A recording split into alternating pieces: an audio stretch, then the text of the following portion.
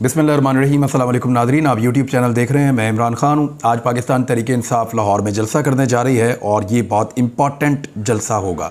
इमरान खान साहब ने रात गए कौम से खिताब किया था अपने ऑनलाइन और वीडियो लिंक के ज़रिए से, और उसमें उन्होंने बड़ी अहम बातें की हैं। ख़ास तौर पे उन्होंने ये कहा कि उनको पुलिस वालों ने ख़बरदार किया था उस वक्त जब उनकी जान ख़तरे में थी।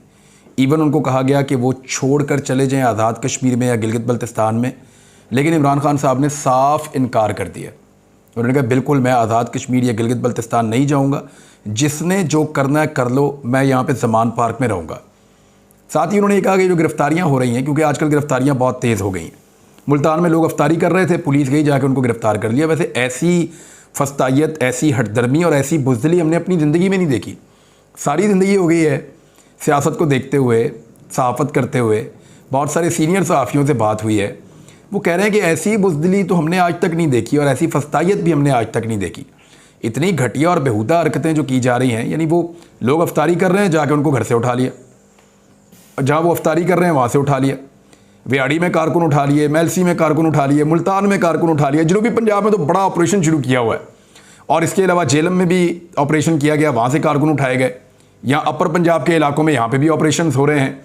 रावलपिंडी में भी कारकुन गिरफ्तार किए गए। इस्लामाबाद में लगभग कोई 400 कारकुन, तो वहाँ से 300-400 गिरफ्तार किया हुआ है। लाहौर के अंदर लगातार छापे मारे जा रहे हैं। एक के बाद एक पाकिस्तान तहरीक इंसाफ का कोई भी कारकुन पकड़ा जाता है या लीडर पकड़ा जाता है, उसको गायब कर देते हैं गिरफ्तार करके। अभी अजहर मशवानी को सोशल मीडिया वाला उसको गिरफ्तार कर लिया, पता ही नहीं 24 घंटे तक, बल्कि अब तो बहुत ज़्यादा टाइम हो गया है। दूसरा दिन होने वाला है, किस अदालत में कौन उसको पेश करेगा, मजाक बना के रख दिया पाकिस्तान का।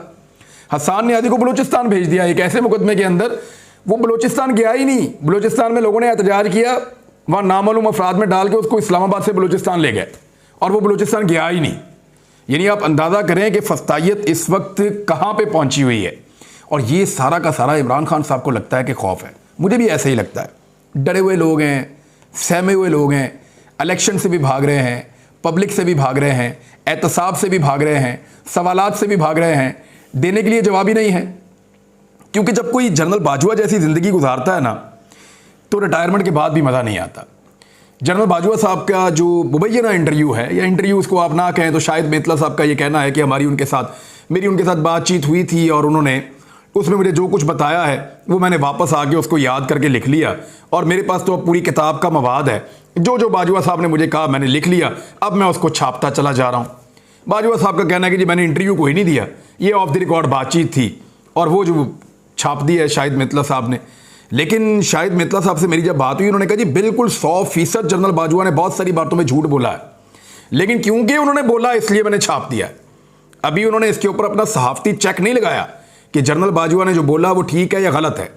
अभी उन्होंने ये फैसला नहीं सुनाया कि ये वाली बात जो जनरल बाजवा ने कही ये उन हालात और वाक़यात के साथ मैच नहीं करती थी, या जनरल बाजवा झूठ बोल रहे हैं या सच बोल रहे हैं। इस बारे में शाहिद मेतला कोई ओपिनियन नहीं दे रहे। वो कह रहे हैं जो जनरल बाजवा ने बोला, बेशक मुझे पता है कि ये वाली बातें झूठ हैं और ये वाली बातें सच हैं, तो मैंने कहा ठीक है छाप दो, तो मैंने सारा ही छाप दिया। अब वो एक एक करके चीज़ें आ रही हैं। जनरल बाजवा अगर इमरान खान के खिलाफ कोई बात करें शाहिद मेतला के इंटरव्यू में, तो उसको तो आप समझे कि झूठी है। वजह यह है कि इमरान खान के ऊपर जनरल बाजवा को बहुत गुस्सा है। उन्होंने अपनी रिटायरमेंट का जो आखिरी साल है वो बहुत तकलीफ में गुजारा है। पाकिस्तान के लोगों ने जनरल बाजवा की नाक में दम कर दिया था। वजह क्या थी? पाकिस्तान के लोगों को लगता था कि रिजीम चेंज ऑपरेशन का मेन मोहरा ये है, और जनरल बाजवा बहुत गुस्से में थे। उन्होंने अपने इस बातचीत में खुद भी उनके हवाले से लिखा गया कि उन्होंने इमरान खान को भी कहा कि बहुत तंग आए हुए थे। उन्होंने गुस्सा इमरान खान के सामने भी करने की कोशिश की, जिस पे एक झगड़ा भी हो गया, और बगैर किसी नतीजे के वो दूसरी मुलाकात ख़त्म हो गई, जिसमें बाजवा साहब ने इमरान खान साहब को धमकियाँ दी कि मेरे पास तुम्हारी वीडियोज़ भी हैं। तो इमरान खान साहब ने उसके जवाब में वो बता चुके हैं पहले कि मैंने कहा था मैं कौन सा माजी में फरिश्ता था, ये तो अल्लाह ताला ने मुझे अब हिदायत दी है। तो वो वीडियो अगर आ भी जाए बाजवा साहब के पास जो हैं, तो मेरे ख्याल में कौम अब नहीं मानती। कौम इमरान खान को किसी और नुक्ता नज़र से देख रही है कि ये मौजूदा हालात में, इस सिनेरियो में पाकिस्तान को और पाकिस्तानियों को रेस्क्यू करने वाला आदमी है। वो ये नहीं देख रहे कि इसका करैक्टर जो है माजी में कैसा था, वो ये देख रहे हैं कि ये करैक्टर अब हमें कहाँ ले जा सकता है। तो मेरा नहीं ख्याल बाजवा साहब अब डैमेज कर पाएंगे, लेकिन बाजवा साहब की जो मुबैना तौर पे जो उनसे मनसूब बातें छप रही हैं, उनको सुनने के बाद तो खौफ आने लगा। खौफ ये आने लगा है कि इस इंटेलेक्चुअल लेवल के आदमी के पास इतनी बड़ी कमान थी। यानी मैं सीरियसली मैं वाकई परेशान हूँ कि जनरल बाजवा साहब से मंसूब जो बातें छप रही हैं, अगर वाकई वो ये बातें कर रहे हैं, यानी इससे पहले छपी जी, मेरे पास वीडियोज़ हैं, मैंने खुद रिकॉर्ड की हुई हैं। ओ भाई, कौन करता है ऐसे?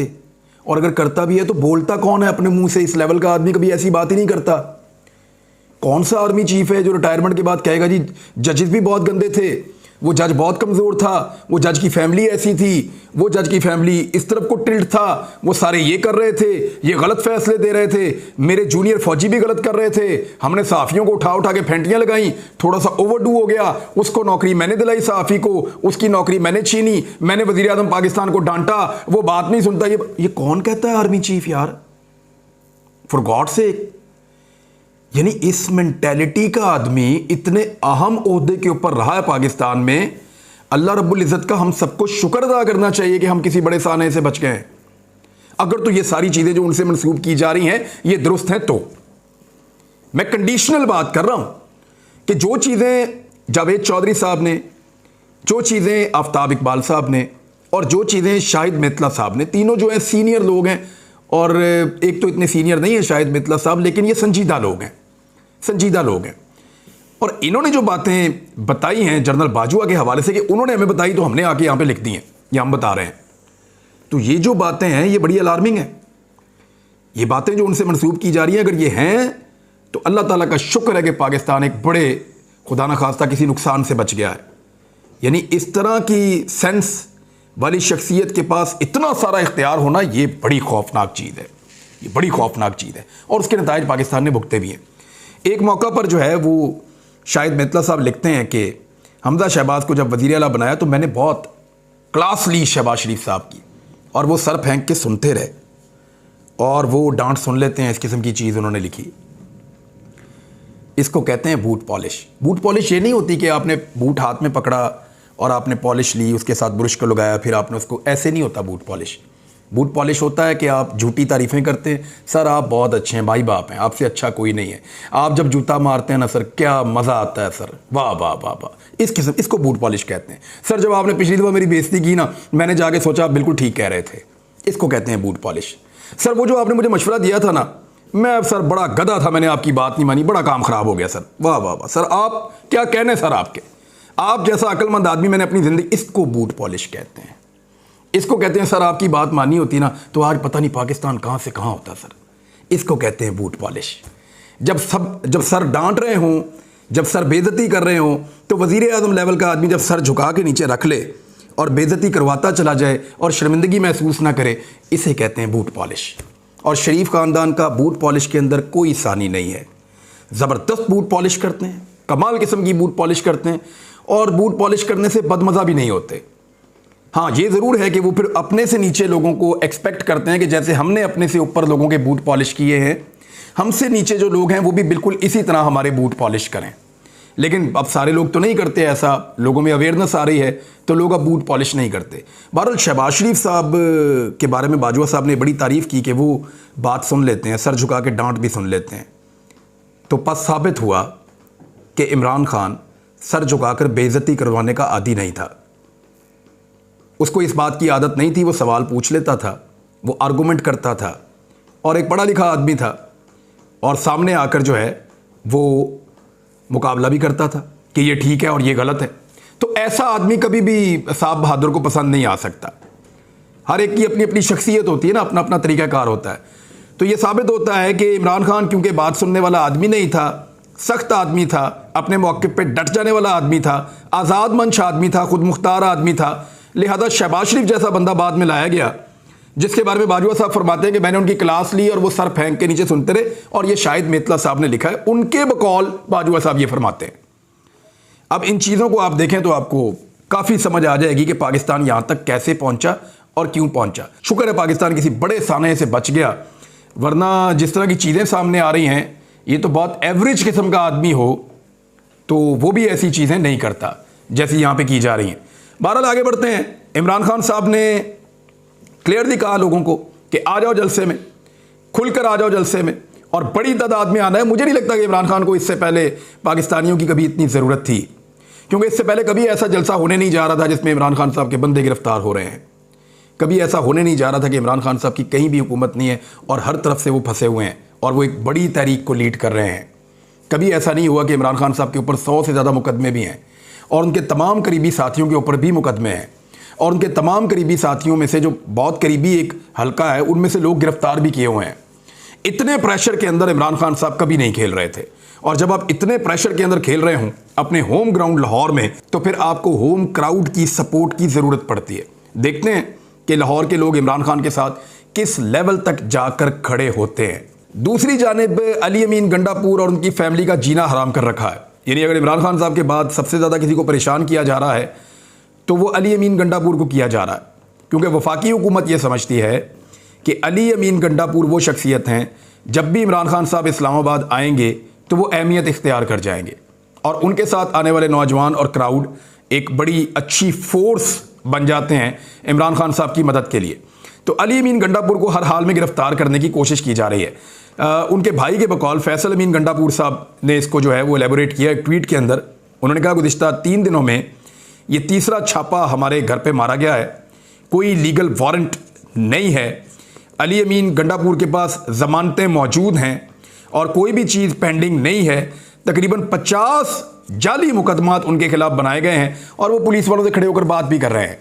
दोनों तरफ के लोग वीडियोस बना रहे थे, पुलिस वाले आए उनसे बात कर रहे हैं कि यार हमने किया क्या है, क्या हम इस मुल्क के वफादार नहीं हैं, हमारे ऊपर गद्दारियों के बगावतों के मुकदमे दर्ज कर रहे हो, दहशतगर्दी के मुकदमे दर्ज कर रहे हो, क्या दहशतगर्द यहाँ पे हमारे ऊपर हमले नहीं करते, क्या पुलिस के ऊपर हमले नहीं करते, क्या आप लोग दहशतगर्दों के पीछे ऐसे जाते हैं। वो सवालात मैं देख रहा था और पुलिस वाले के चेहरे पर भी मैं देख रहा था कि वो बेचारे के चेहरे पर बेचारगी है, शर्मिंदगी है कि हमें किस चक्कर में फंसा दिया इम्पोर्टेड हुकूमत ने।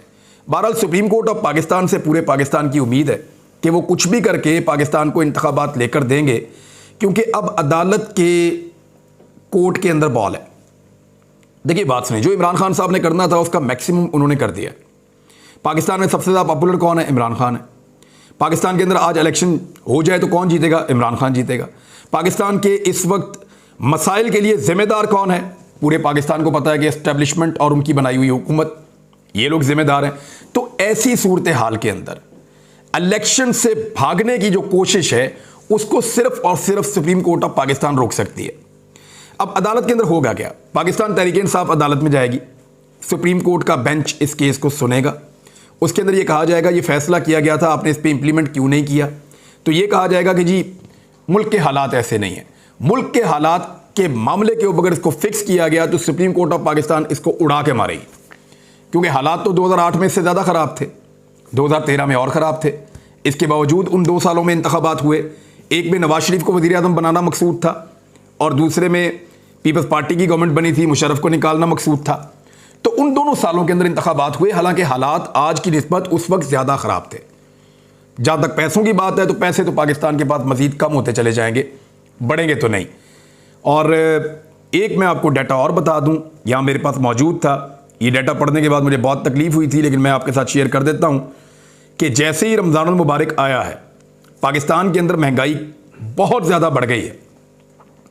यानी मार्च 2022 में जब इमरान खान साहब की हुकूमत थी तो ये जो वीकली आता है ना आपके पास इन्फ्लेशन का इंडेक्स, या जिसको आप कहते हैं वफाकी इदारा शुमारियात का हफ्तावार महंगाई के अदाद शुमार जो जारी होते हैं, वो 15% से कम था मार्च 2022 के अंदर। एक साल के बाद आज कहाँ पे है ज़रा ये गौर कीजिएगा और सुनिएगा, 48.35% तक ये पहुँच गया है। यानी जितनी महंगाई इमरान खान साहब के दौरे हुकूमत में थी, जिसके ऊपर पाकिस्तान के मीडिया के पेट में मरोड़ उठते थे, उससे 3 गुना ज़्यादा महंगाई, बल्कि 3 गुना से भी ज़्यादा महंगाई इस वक्त शहबाज शरीफ, बिलावल, मौलाना फजलुर रहमान, आसिफ जरदारी और इन सब के अदवार के अंदर है। लेकिन पाकिस्तान का मीडिया घोड़े बेचकर सो रहा है और उसको इसके ऊपर किसी किस्म की कोई परेशानी नहीं है। ये वो 2 नंबरी है जिसकी वजह से पाकिस्तान का मीडिया अपनी क्रेडिबिलिटी खोता चला जा रहा है। दूसरी जानिब रमज़ान मुबारक है और रमज़ान में लोगों को पूरी दुनिया में अशिया सस्ती करके दी जाती हैं। शहबाज शरीफ ने एक फ़ोटो सेशन तो करवाया है और मरियम नवाज़ ने जिस हुकूमत को वो अपना समझती नहीं थी उसको ओन करते हुए फ़ोटो सेशन की पब्लिसिटी करने की भी कोशिश की है। लेकिन क्या इससे लोगों के मसाइल हल हो जाएंगे? नहीं होंगे। सस्ते पेट्रोल का नारा तो लगा रहे हैं, लेकिन सस्ता पेट्रोल कहां पे और किसको मिल रहा है? 10% पेट्रोल सस्ता करेंगे और 90% के लिए पेट्रोल महंगा करेंगे। जो 10% के लिए सस्ता करेंगे उसको 100 रुपए लीटर सस्ता करेंगे, और जो 90% के लिए महंगा करेंगे उसको 50 रुपए लीटर महंगा करेंगे। इस तरह ये लोग बजाय नुकसान में जाने के या सब्सिडी देने के पब्लिक की जेब के ऊपर मजीद डाका मारेंगे और ज्यादा पैसे बनाएंगे। ये मेरी बात आप याद रखिएगा। जिस वक्त ये मंसूबा आएगा मैं एक और वीलॉग भी करूंगा। अभी नाजरीन मैं उम्रे की सआदत के लिए जा रहा हूं। आप सबसे दरखास्त है कि अल्लाह रब्बुल इज़्ज़त से दुआ कीजिए कि हमारी दुआएं कबूल फरमाए। गुज़िश्ता रमज़ान मुबारक में मैं नहीं जा पाया था। इस रमज़ान मुबारक में इंशाल्लाह मैं उम्रे की सआदत के लिए जा रहा हूं अपनी फैमिली के साथ, और चंद दिन के लिए हो सकता है कि आप रेगुलर मेरी वीडियोज़ ना देख पाएँ। तब तक के लिए अपना ख्याल रखिएगा, अपने इस चैनल का भी। अल्लाह हाफ़िज़।